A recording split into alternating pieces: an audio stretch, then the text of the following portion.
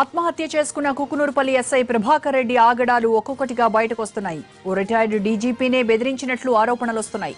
బంజారాహిల్స్ లోని తన భవనాన్ని 2 వ్యక్తులకు అద్దెకిచ్చాడు డీజీపీ కోటేశ్వరరావు. అందులో హుక్కా సెంటర్, అసాంఘిక కార్యకలాపాలు జరుగుతున్నాయని తెలియడంతో ఇంటిని ఖాళీ చేయాలని సూచించాడు. రిటైర్డ్ డీజీపీ కూతురు శ్వేత అక్కడికి వెళ్లడంతో ఎస్ఐ ప్రభాకర్ రెడ్డిని పిలిపించారు హుక్కా సెంటర్ నిర్వాహకులు. లోపలికొస్తే కబడ్దార్ అంటూ శ్వేతను బెదిరించాడు ప్రభాకర్ రెడ్డి. ఆమె చేయి పట్టుకుని అసభ్యంగా ప్రవర్తించాడు. దీంతో ఎస్ఐని నిలదీసింది శ్వేత.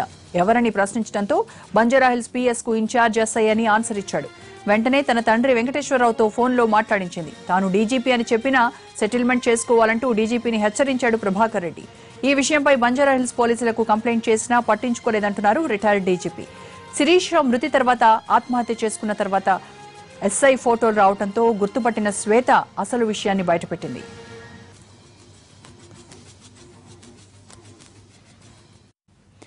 మాజీ డీజీపీ కోటేశ్వరరావును ఎస్ఐ ప్రభాకర్ రెడ్డి బెదిరించిన ఘటనకు సంబంధించి మరింత సమాచారం మా ప్రతినిధి శర్మ అందిస్తారు. బ్యూటీషియన్ శిరీష మృతి తర్వాత ఒక్కో అంశం కొత్తగా వెలుగులోకి వస్తోంది.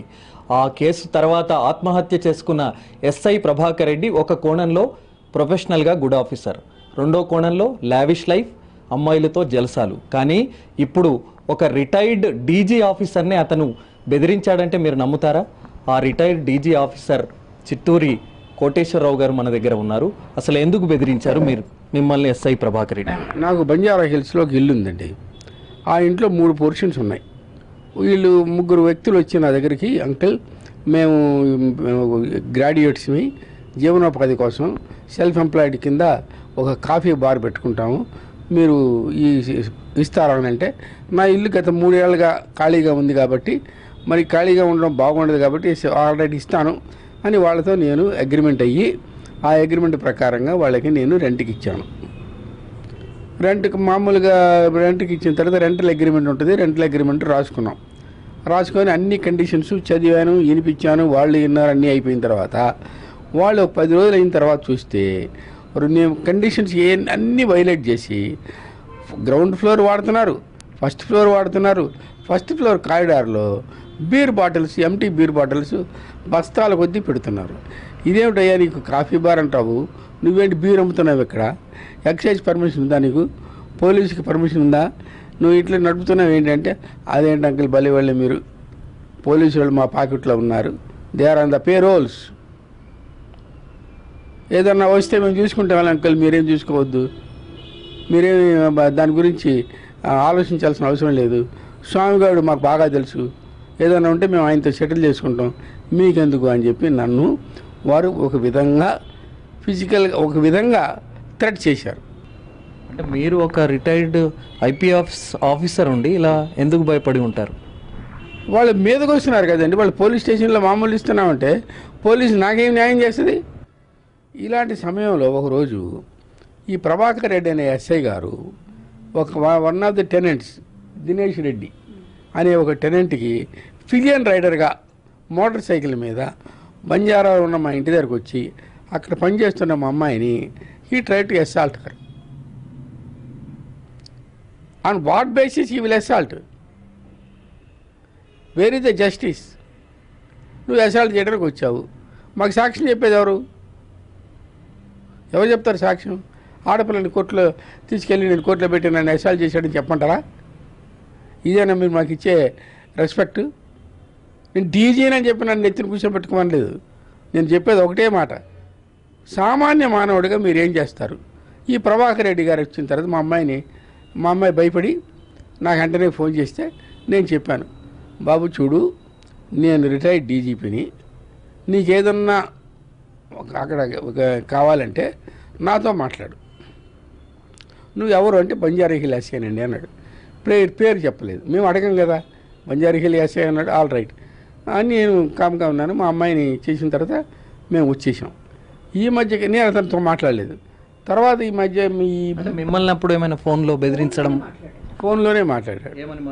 మీ అమ్మాయి చాలా అన్రూలీగా బిహేవ్ చేస్తుందండి, మమ్మల్ని బెదిరిస్తుందండి, మమ్మల్ని ఐడెంటిటీ కార్డు అడుగుతుందండి అన్నాడు. She is an educated girl, daughter of an IPS officer. She knows something about rules and regulations. You cannot threaten her, you cannot assault her. నువ్వు డీజీ డాక్టర్తోనే ఈ విధంగా మాట్లాడితే కామన్ మ్యాన్తో ఎలా మాట్లాడతావయ్యా? Change your attitude, change your behaviour, be good, serve the public అని చెప్పి నేను చెప్పాను. చెప్పిన తర్వాత వెళ్ళిపోయాడు. చాలా మైల్డ్గా మామూలుగా మాట్లాడారు. యూనిఫామ్లో వచ్చారు, పిలియన్ రైడర్గా వచ్చారు. దినేష్ రెడ్డి అనే tenant of little devil coffee lounge అని చెప్పి హుక్కా పార్లర్ నడిపిన దినేష్ రెడ్డి గారు వచ్చే బైక్లో వచ్చారు.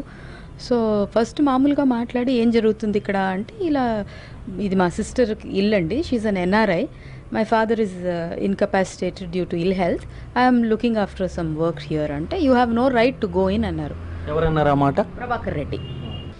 సెకండ్ ఫ్లోర్ దాటాక టెర్రస్ మీదకి నేను వెళ్తుంటే అక్కడ నన్ను రెస్ట్రిక్ట్ చేశారు. రెస్ట్రిక్ట్ చేసినప్పుడు ఎందుకు వెళ్ళకూడదు అంటే, నీకు హక్కు లేదు వెళ్ళేకి అన్నారు. దేనికి వెళ్తుంది? నేను వాళ్ళు సెకండ్ ఫ్లోర్లోకి వెళ్ళట్లేదు కదండి, టెర్రస్ పైన కూడా వాళ్ళకి ఏం హక్కు లేదు కదా అంటే, నువ్వు వెళ్ళటానికి వీల్లేదు. అలాగైతే మీరు రండి చూడండి, ఎందుకు నేను వెళ్ళట్టు, నువ్వేదో తప్పు చేసావు, చేసిన తప్పు అయితే మీరు వచ్చి చూడండి, ఎవిడెన్స్ కలెక్ట్ చేయండి, ఫోటోగ్రఫిక్ ఎవిడెన్స్. కానీ మీరు అప్పటికి అడిగారా మీరెవరు అని అడిగారా? న్యాచురలీ ఫస్ట్ మీరెవరు అనేది ఫస్ట్ అడిగాను. నేను బంజారా హిల్స్ ఎస్ఐ అన్నారు. నాకు తెలిసిన ఇంతకుముందు కేసు రిజిస్టర్ చేయడానికి వచ్చినప్పుడు బంజారా హిల్స్ వినోద్ గౌడ్ గారు కదా అని అడిగాను. ఆయన పుష్కరాలు డ్యూటీకి వెళ్ళారు, కృష్ణ పుష్కరాలకి, నేను ఇక్కడ ఆఫీసర్ ఆన్ స్పెషల్ డ్యూటీ అన్నారు. So fine, I have no right to question government official. I said fine, నువ్వు స్టేషన్కి రా అన్నారు. నేను రానండి స్టేషన్కి. As per She Teams and the latest Nirbhaya changes in the law, you need a women police personnel.